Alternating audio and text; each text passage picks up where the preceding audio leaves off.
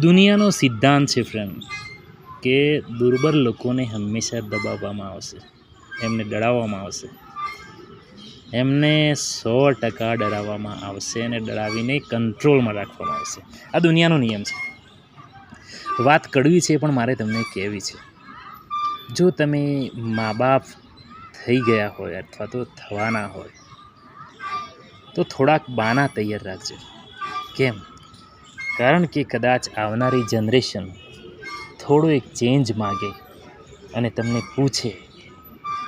એવી કલ્પના કરો કે એક મા બાપ તરીકે તમારા બાળકો તમને પૂછે છે અને પ્રશ્નો ખાસ કરીને આ છે કે પપ્પા, તમારી ઉંમરના લોકો તો અત્યારે કેટલા સક્સેસ છે, તમે ક્યાં રહી ગયા? પપ્પા, તમારી ઉંમરના લોકો આજે કેટલી હાઈ પોઝિશન પર, હાઈ પોસ્ટ પર બેઠા છે, તમને શું તકલીફ હતી?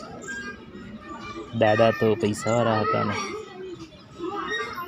પપ્પા, તમે જુઓ કે પેલાના પપ્પા કેટલા હોશિયાર છે, કેટલું નોલેજવાળા છે, કોઈ વ્યસન પણ નથી કરતા, શારીરિક પણ મજબૂત છે.